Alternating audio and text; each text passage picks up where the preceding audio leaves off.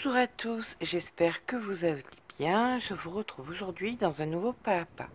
Aujourd'hui, nous allons faire un petit pull, un petit gilet, un petit paletot, une petite brassière, enfin, tout ce qui vous fera plaisir, mais qui est dans ce format de pull et d'ouvrage qu'on connaît tous, existant depuis les années 70. Alors, pour commencer cet ouvrage, ce qu'il faut savoir, c'est que vous pouvez le faire dans toutes les tailles, que ce soit de la naissance à l'homme adulte. Ce qui est important pour commencer, c'est de connaître le contour, ici, le contour du cou. On le calcule en bride, c'est-à-dire que vous allez choisir votre laine, vous allez choisir votre crochet. Peu importe, ça peut être du crochet, un crochet numéro 8 avec une laine numéro 7, un crochet numéro 3 avec une laine numéro 2, ce que vous voulez, peu importe. Ce qui est important, c'est le nombre de mailles qui vont se retrouver au contour. Voilà. Le nombre de mailles totales qui vont se faire ici, au contour du cou. Donc, une fois que vous avez le nombre de mailles totales, alors, si vous n'avez pas la personne avec vous, vous avez la possibilité, à un prix dérisoire, d'acheter dans des Tati, des Iman, des Actions, que sais-je, des petits bodys avec manches, des petits soupules. Ça ne coûte pas plus de 5 €, vous pouvez le garder et vous pouvez refaire ainsi plusieurs ouvrages avec les mêmes bases. Donc, une fois que vous aurez le nombre de mailles, peu importe le crochet, peu importe la taille de la laine, une fois que vous aurez le nombre de mailles, il vous faudra faire un calcul qui peut paraître à prime abord un petit peu compliqué, mais qui, je vous assure, ne l'est absolument pas. Alors, hop là. Ce calcul va être le suivant. Disons que vous ayez fait, on va partir sur celui-ci. Moi, j'avais 54 mailles à la base.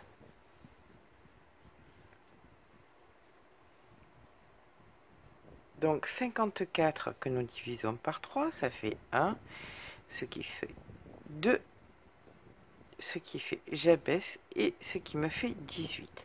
Si je le divise par 2, ça, il faut le diviser par 2, ça me fait 9. Donc je me retrouve avec deux chiffres.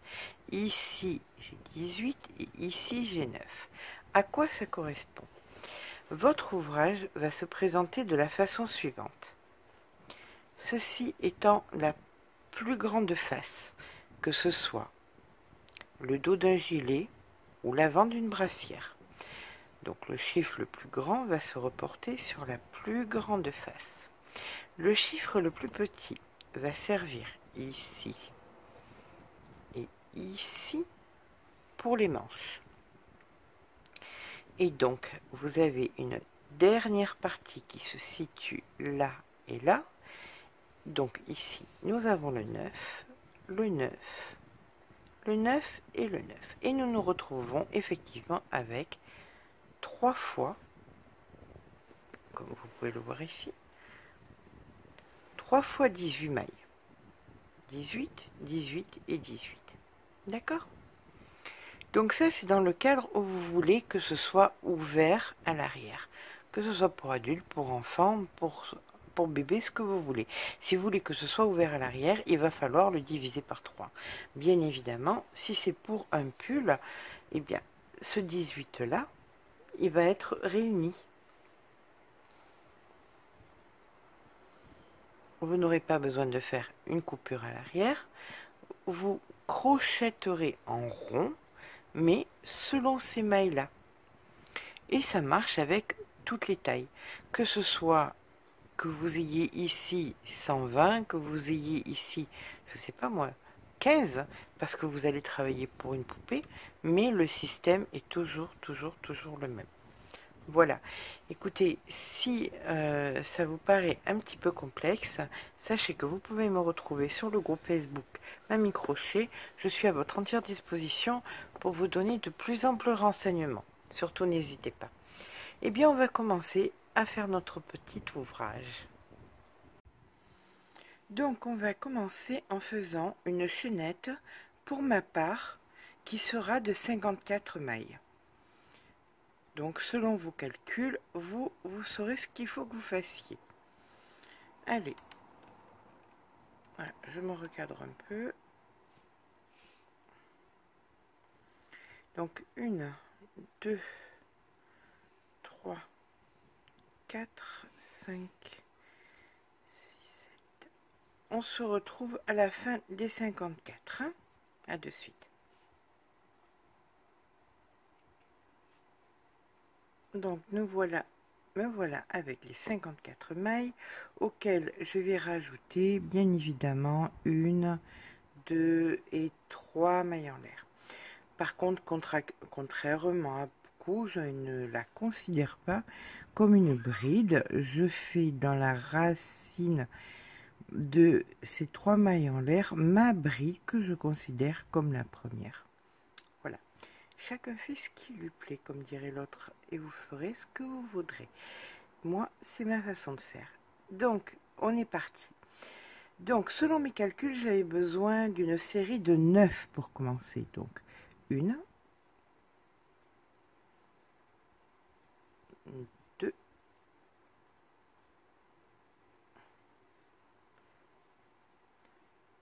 3,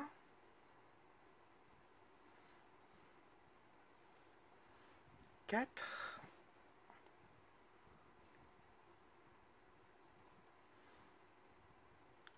5,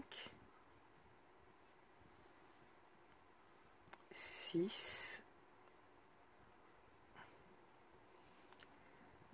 7,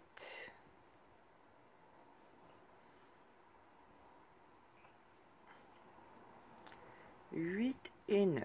Alors, pour vous dire, si moi je dois faire 9, c'est parce que ma laine, c'est de la Royale de chez Ziman en 4, 4 et demi. Mon crochet, c'est du 3 et demi. Et pourquoi du 3 et demi? Parce que je veux que ce soit bien serré. Voilà, c'est pas serré, mais je veux dire que ce soit bien plein comme ça. Je veux pas que ce soit lâche. Donc, j'arrive à ma 9e. Qu'est-ce que je fais? Certaines feront 2 mailles en l'air. Pour ma part, ça sera qu'une maille en l'air, toujours pareil, parce que j'aime bien que mon... Voilà, vous pouvez voir comme ça, on voit pas beaucoup la démarcation, les gros trous qui, à mon sens, vont très années 70. Donc, comme j'aime pas du tout, je préfère remplir comme ça. Donc, je fais qu'une maille en l'air, et là, bien évidemment, je vais me piquer dans la maille d'après où je commence ma seconde série. Hein, voilà. Donc, ma série, bien évidemment, de 9. Donc, 1, 2, 3, 4, 5, 6, 7,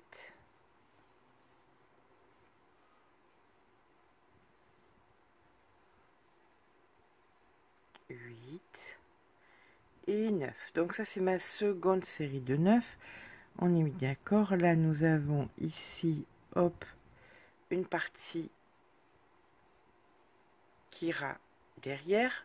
Ça, c'est pour l'épaule. Et maintenant, une maille en l'air, une bride dans la maille suivante. Et là, j'entame, alors au choix, hein, si c'est une brassière, eh ben, ça sera le devant. Si c'est un gilet, ça sera le derrière. Et donc là, vu que c'était 9, je vais entamer une série de 18 brides. Donc 1, 2, c'est du 6 mois. Hein. 3, je fais un ouvrage en 6 mois.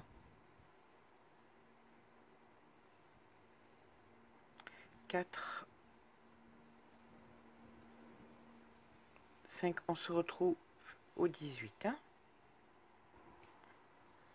Donc 17 et 18. Je finis donc ici ma série du plus grand côté. Je fais donc une maille en l'air et une bride dans la maille suivante pour commencer ma quatrième série. C'est parti. Donc 1, 2, 3,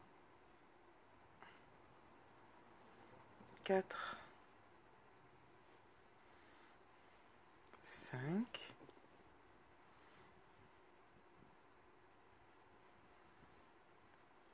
6,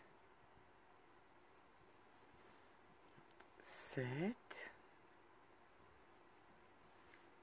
8 et 9. Arrivé à 9, je fais ma maille en l'air, je vais dans la maille d'à côté et je fais ma première maille de ma dernière série de 9 brides. Donc 1, 2,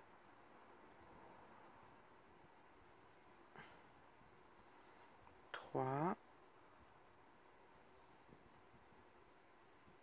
4,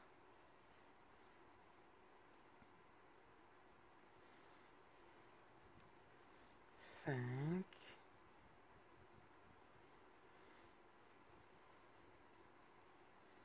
6, 7, 8 et 9. Et bien sûr, pourquoi voulez-vous que ce soit simple? Et 9. Voilà. Donc là, on fait nos 2 mailles en l'air. 1, 2. On tourne le travail. Et ici, on va venir piquer dans la racine de nos mailles en l'air et faire notre bride qui sera la numéro 1. Donc, on fait tout en bride. On va pas compter puisque où vous en êtes n'est pas où j'en suis, mis à part si vous faites exactement le même ouvrage que moi, c'est-à-dire une brassière ou un gilet en 6 mois. Donc là, je vais en bride jusqu'à mon trou. Vous voyez le trou que nous avions fait. Donc je travaille bien la dernière maille. Une fois que j'ai travaillé la dernière maille, je vais venir faire ici donc une bride, une maille en l'air, une bride dans le trou. Et maintenant, je vais retravailler toutes mes brides jusqu'au trou suivant. Donc, une bride dans une bride. Et ce, jusqu'au trou suivant.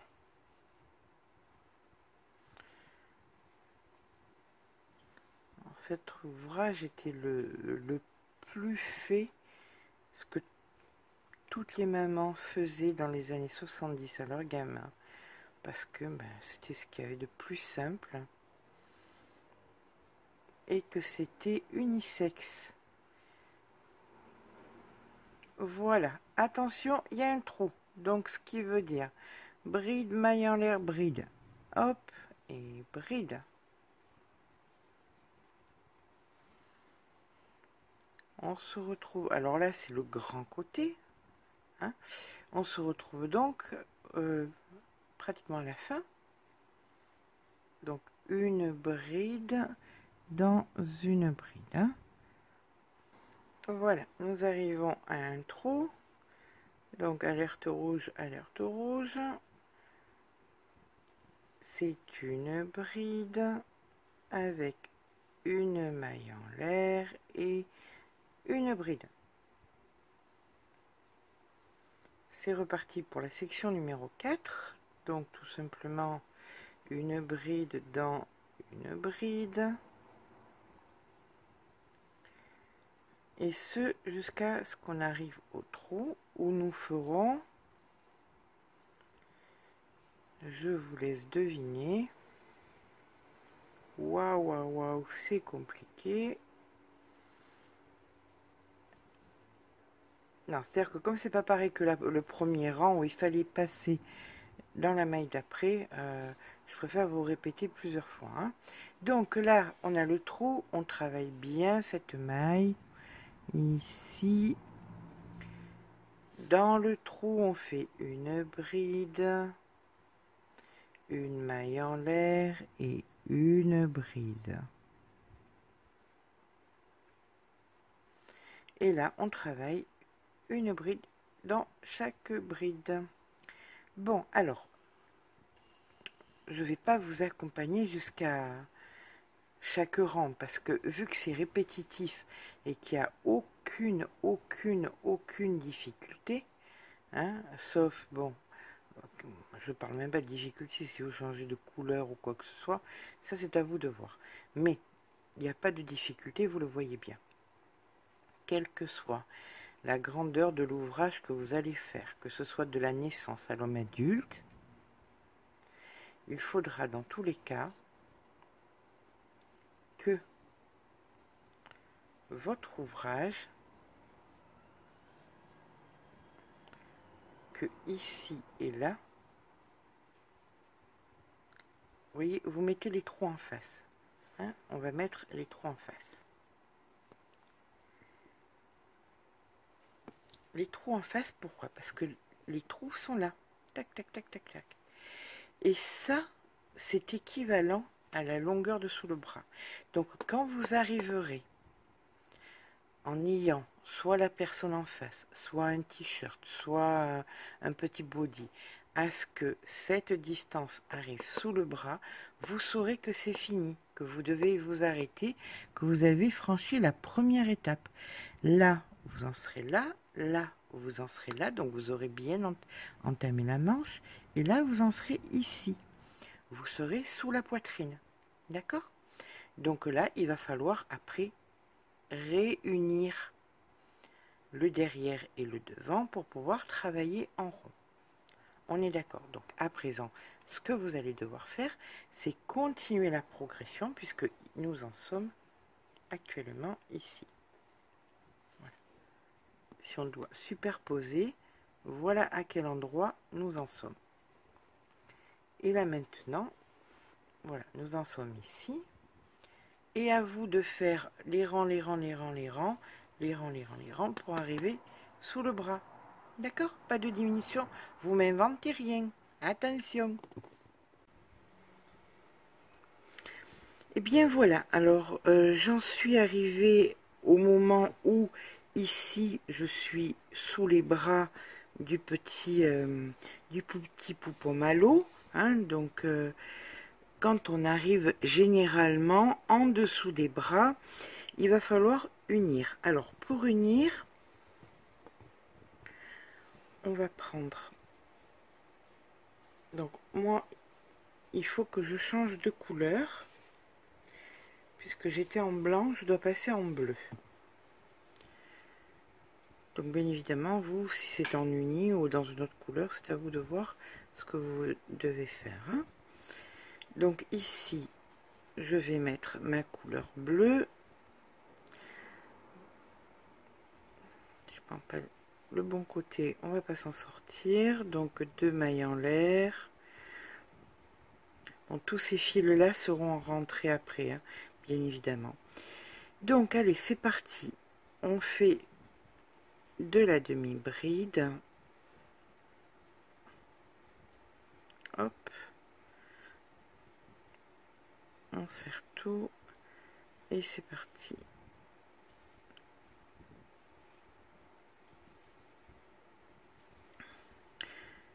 Alors, on va faire réunir le dos au devant, de façon à ensuite travailler de façon circulaire.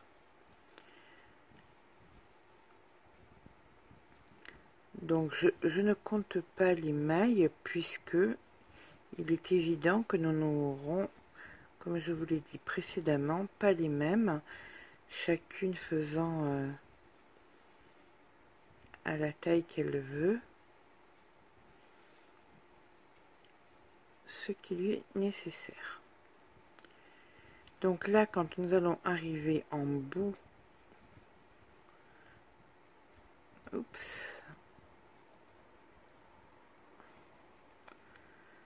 en bout de rang, c'est-à-dire dans le fameux trou où d'habitude on fait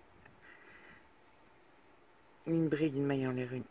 Eh bien, c'est un petit peu le problème de cette laine, hein. Vraiment, elle est pas chère, c'est super pratique, mais alors, au niveau de la qualité, c'est un peu compliqué.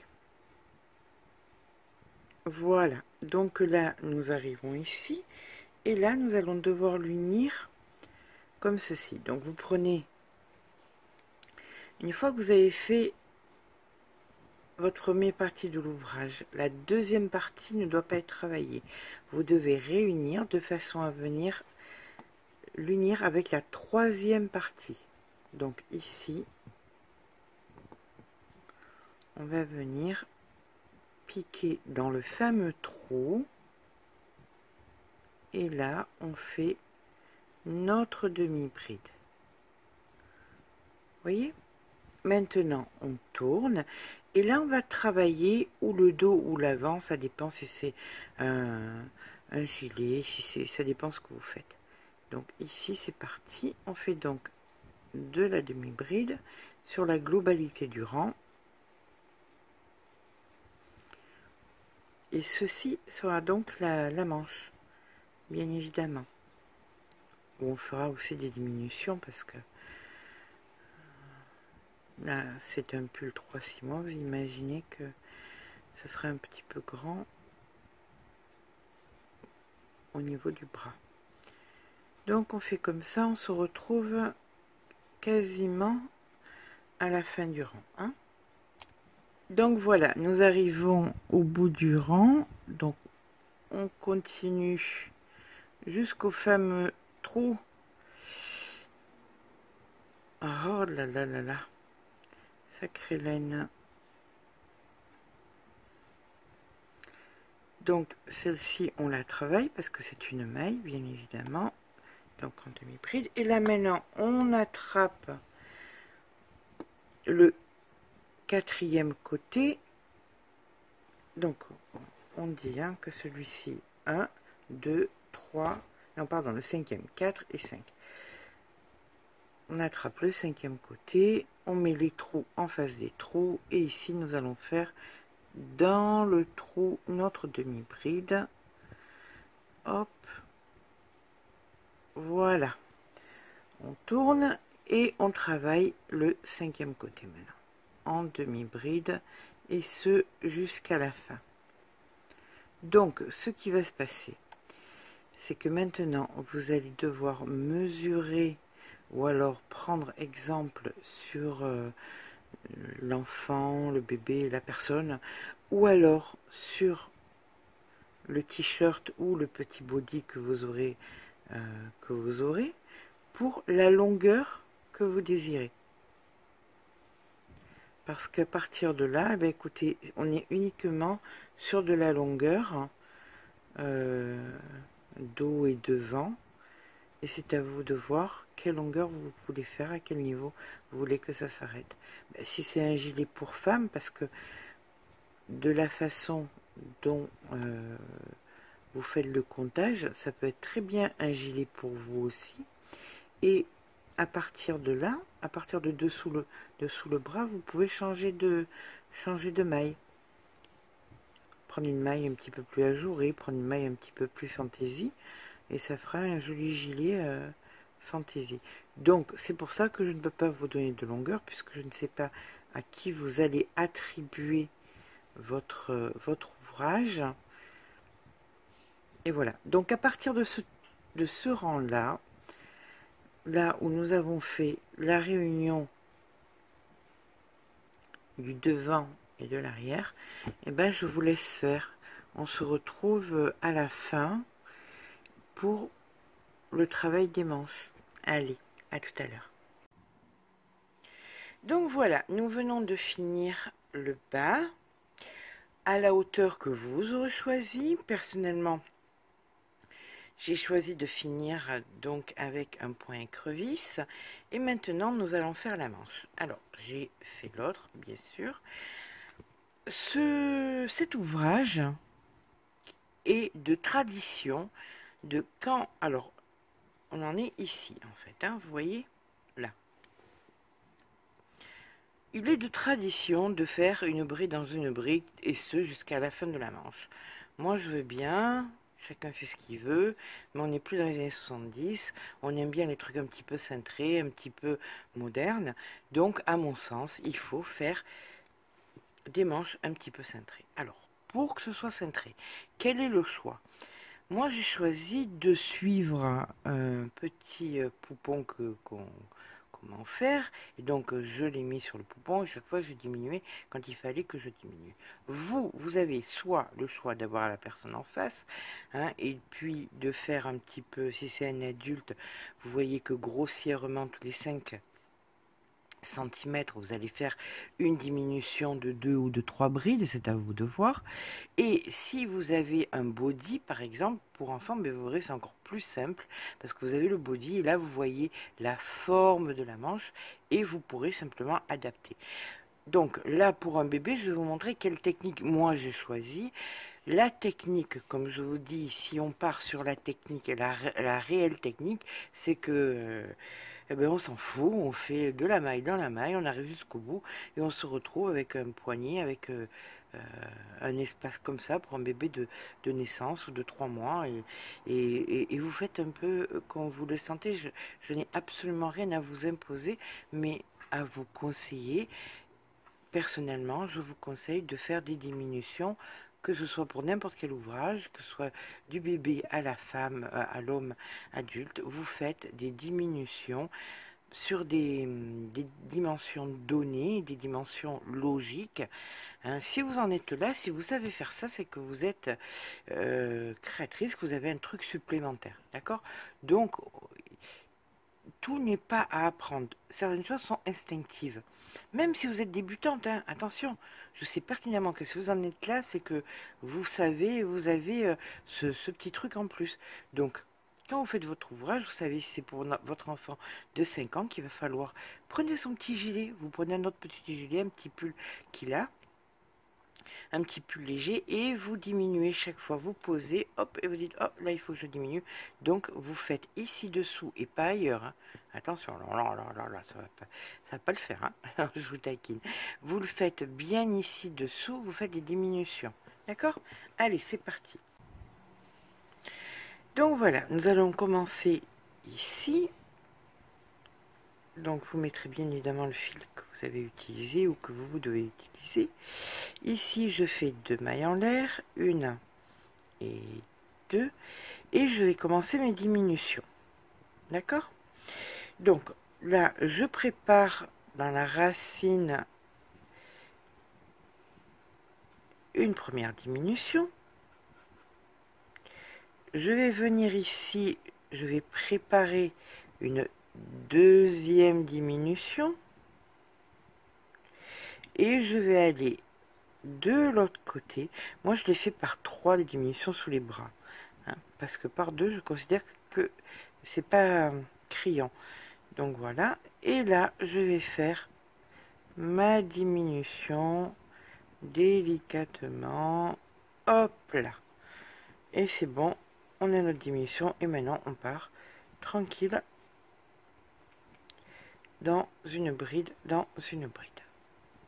tout le long du travail. Hop.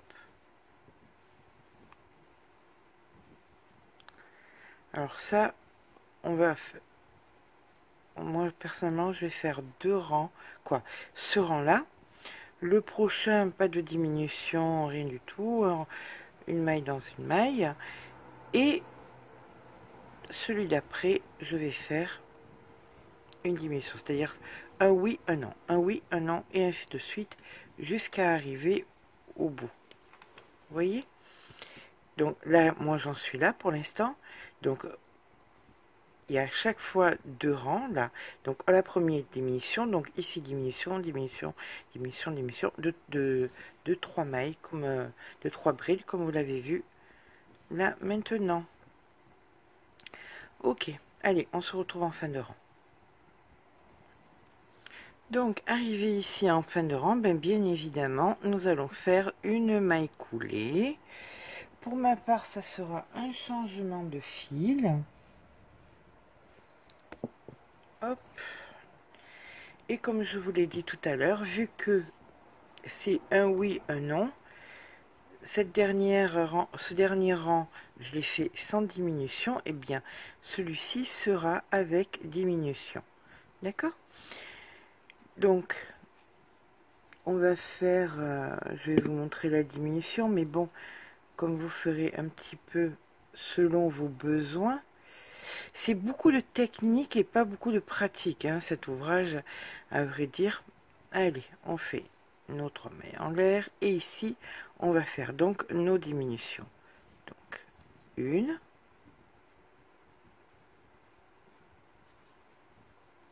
2 et 3. Et là, on fait, je ne laisserai pas avoir 15 fois parce que ça ne fait que glisser et chaque fois je dois recommencer. Voilà. Et là donc, voici une diminution.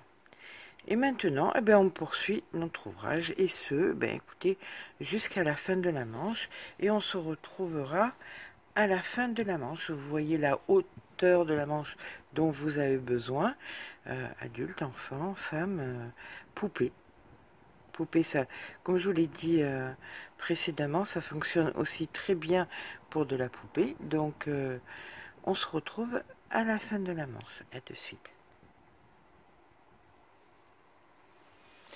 Et bien voilà, la deuxième petite manche est finie. Il nous manque plus qu'à faire le petit point écrevisse. Donc voici en aparté l'explication du point écrevisse. Lorsque vous êtes en fin d'ouvrage, vous allez venir faire une maille en l'air. Là, vous allez venir piquer dans la maille précédente. Vous faites un jeté, c'est-à-dire que vous récupérez le fil. Une fois en l'air, vous refaites un jeté. Donc vous faites un jeté, vous allez faire un jeté dans la maille précédente. Vous remontez le fil. Une fois en l'air, vous faites un jeté. Vous piquez dans la maille précédente, vous faites un jeté, vous remontez le fil et là vous faites un jeté. On pique dans la maille précédente, on fait un jeté, on remonte le fil et on fait un jeté. Donc vous voyez, ensuite vous avez ici en bordure, ça vous fait le fameux point écrevisse. Donc on pique dans la maille précédente, un jeté en l'air, dans la maille précédente, un jeté en l'air, et ainsi de suite sur toute la longueur de l'ouvrage que vous aurez besoin. On va en faire 2 ou 3 supplémentaires. On pique, on fait un jeté, on monte, on fait un jeté en l'air, on pique dans la maille arrière, on fait un jeté, on monte, on fait un jeté en l'air, et comme ça, vous voyez, c'est vraiment pas compliqué, il vous suffit simplement d'attraper le coup. Hop, les premiers vont être un petit peu douloureux, on va dire. Et après, vraiment, c'est très très simple. Pour une finition qui est relativement sympa quand même. Hein. Voilà.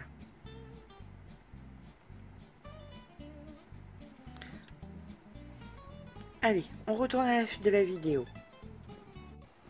Voilà, j'essaie de vous remonter encore un petit peu plus pour que vous ayez un petit peu plus d'amplitude. Mais je n'ai pas l'amplitude, donc c'est un peu gênant. Mais voilà, ce petit pull est terminé. J'espère hein, que ce pas à pas vous aura plu. Il est commun, c'est vrai que tout le monde le fait. C'est une petite piqûre de rappel. Mais alors, je vais vous expliquer pourquoi moi j'ai voulu le faire. Parce que on est parti sur 2 pelotes de laine. Et bien voilà. Comme vous pouvez voir, il nous reste plus de la moitié. Ce qui veut dire que ce petit pull, en 6 mois, aura coûté 99 centimes. 99 centimes. Alors écoutez, que vous soyez grand-mère ou maman ou tati ou quoi que ce soit, ne privez pas un enfant d'avoir une multitude, d'avoir une belle petite garde-robe à ce prix-là. Voilà. Je vous remercie d'être resté jusqu'à la fin de cette vidéo. Si elle vous a plu, n'oubliez pas le petit pouce en l'air, ça serait très gentil de votre part. Et surtout, abonnez-vous. À très bientôt.